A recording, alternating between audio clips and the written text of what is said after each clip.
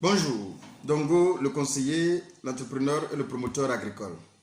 Ici, on parle d'agriculture, on parle de techniques agricoles qu'il faut maintenant maîtriser pour réussir n'importe quelle culture. Ici, nous parlons uniquement de business agricole. Alors, on a commencé cette formation sur le chou. On va continuer cette formation. Nous avons parlé la fois dernière de la fertilisation. Aujourd'hui, nous allons continuer en parlant maintenant des différents ravageurs et les maladies qu'on peut rencontrer dans la mise en place d'une plantation de choux. Alors, il faut dire que durant toute sa phase de développement, le chou sera confronté à plusieurs types de ravageurs et de maladies.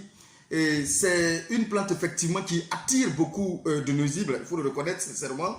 Alors, il est vraiment indispensable alors de connaître ses ennemis de cette culture-là et d'adopter une approche vraiment respectueuse et responsable de l'environnement pour les combattre. C'est très important. Alors, les ravageurs et les maladies les plus courants, nous allons essayer de vous les citer, même s'il y en a plusieurs, mais en fait, les plus courants que nous rencontrons le plus souvent dans la mise en place d'une plantation de choux, nous allons tenter de vous les énumérer tout à l'heure. Alors, il faut comprendre qu'il y a d'abord les grands, surtout les grands et les petits papillons du chou que nous rencontrons souvent. Ce sont les grands et les petits papillons blancs du chou que nous pouvons rencontrer souvent dans nos parcelles. Ces insectes-là, il faut reconnaître que ces insectes-là déposent effectivement leurs œufs. C'est très important cette phase d'explication. Et ces insectes déposent leurs œufs sous les feuilles, effectivement. Je dis bien sous les feuilles. Ça veut dire que la partie inférieure de la feuille, ils vont déposer leurs œufs sur les feuilles de cette chou-là. Et lorsque les larves-là éclorent, lorsque ces larves-là effectivement sortent effectivement, et ces larves vont se nourrir bien évidemment de la feuille de chou. Et ce qui va faire que le plus souvent, on va voir qu'il y a des perforations. Et même dans cette vidéo, je vais vous mettre une petite séquence de perforations que nous avons rencontrées lors d'une réalisation de champs de chou pour comprendre, comprendre réellement déjà comment ces insectes se développent et se manifestent dans vos différentes cultures de chou. Et il y a aussi les pucerons. Les pucerons du chou ils sont de couleur gris verdâtre effectivement et ne peuvent pas être facilement identifiés. On ne peut pas facilement les identifier. Ils se nourrissent principalement aussi effectivement des feuilles de chou. Mais bien évidemment, il y a quelques oiseaux, il y a les pigeons et quelques oiseaux aussi qui nous amènent le plus souvent, et ils peuvent se survoler sur les plantations et attaquent souvent les plantules de chou également. Il y en a tant d'autres, mais je pense que les plus courants que nous rencontrons dans la mise en place, c'est ceux-là qu'on peut citer. Voilà. Alors, il y a aussi des maladies qu'on peut rencontrer, surtout les maladies fongiques qu'on peut rencontrer, comme par exemple les maladies qu'on appelle les taches alternariennes, qu'on peut rencontrer aussi effectivement dans la mise en place du chou. C'est une maladie fongique causée par une espèce qu'on appelle l'alternaria, effectivement, qui peut causer des taches, effectivement. Elle affecte aussi bien les plantules et les plants plus âgés, causant des taches foncées sur les tiges et les taches brunes sur les feuilles. Le plus souvent, on peut le rencontrer effectivement, on peut constater cela sur les feuilles. Ce sont ces parasites-là qui provoquent ce problème-là. Ce sont les maladies fongiques le plus souvent, ce sont les bactéries, les champignons qui peuvent provoquer ce genre de situation le plus souvent dans nos plantations de choux. Alors, il faut comprendre que si on n'intervient pas tout de suite, lorsqu'on crée une plantation de choux, si on n'intervient pas tout de suite et que ces maladies-là se font face déjà, il est difficile de remédier, il est difficile de trouver des solutions et lorsque déjà la maladie se manifeste. Donc, il est important de prendre soin et de prendre des mesures qu'il faut pour éviter que cela arrive dans nos plantations. Donc, si on n'intervient pas tout de suite, les feuilles infectées jauniront tout simplement et finiront tout simplement par tomber. Il y a une autre maladie qu'on peut aussi citer, qu'on peut appeler la pourriture noire, ou encore un autre terme, on appelle aussi les black rot. Donc, c'est une maladie bactérienne tout simplement causée par ce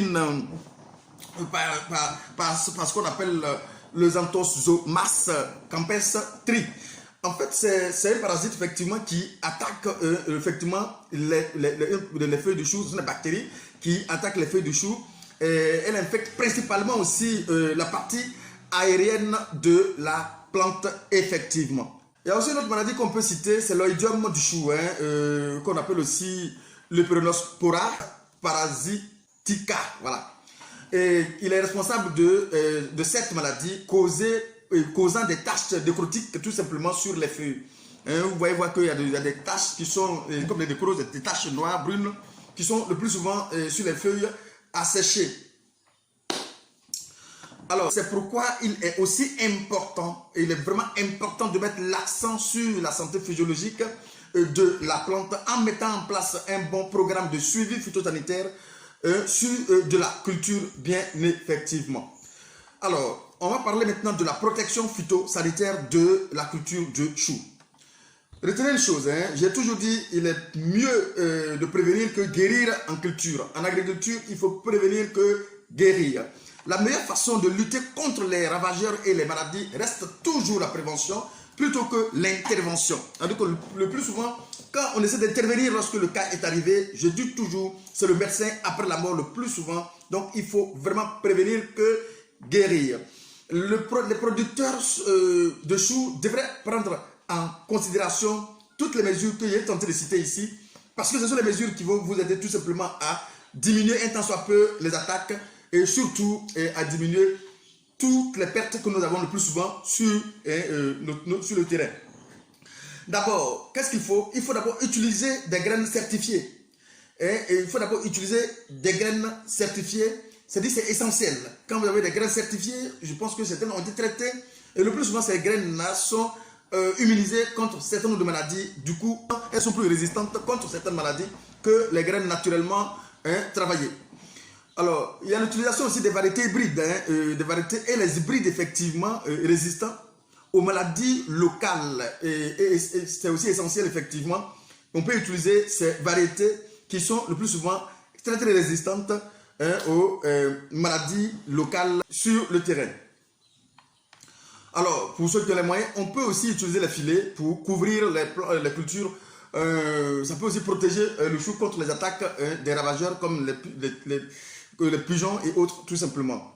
Et alors aussi l'application, il faut éviter l'application excessive des engrais. Le plus souvent, l'application non contrôlée des engrais fragilise effectivement la plante. Du coup, une plante fragilisée est accessible à n'importe quel rongeur qui peut facilement l'attaquer et tout simplement endommager la culture et tout faire perdre la culture tranquillement. Alors pour ce faire, il faut aussi éviter, on peut aussi utiliser des grillages métalliques qui peuvent protéger le chou des attaques des pigeons, comme je l'ai dit. Et aussi, surtout, tenter de ramasser manuellement, si on peut, manuellement les chenilles qu'on peut rencontrer, qu'on peut voir sur les choux. Il faut passer le temps à les ramasser pour éviter qu'ils se manifestent, qu'ils agissent directement sur les feuilles. Et aussi éliminer les larves, tout simplement, c'est très important. Donc, je le dirais plutôt, il faut ramasser manuellement les chenilles et les larves. Bon, afin de prévenir effectivement la tâche alternarienne, il est conseillé de ramasser et d'éliminer les résidus tout simplement qui peuvent rester sous le sol, dans le sol tout simplement, après les récoltes.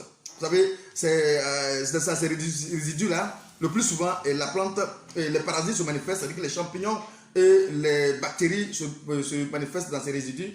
Bien évidemment, on ne peut pas parler de pourriture sans champignons ni bactéries. On peut aussi faire la rotation des cultures, oui, effectivement, ça aussi c'est possible de faire la rotation des cultures avec d'autres plantes afin de contrôler naturellement les ravageurs et les maladies qui peuvent attaquer la culture de choux. Alors, nous allons nous arrêter là aujourd'hui sur cette partie pour vous permettre de ne pas rendre la vidéo très très longue.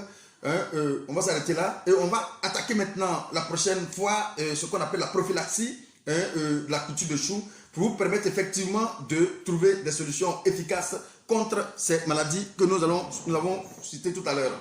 Alors, à bientôt encore une fois, pour la suite de votre formation. Merci.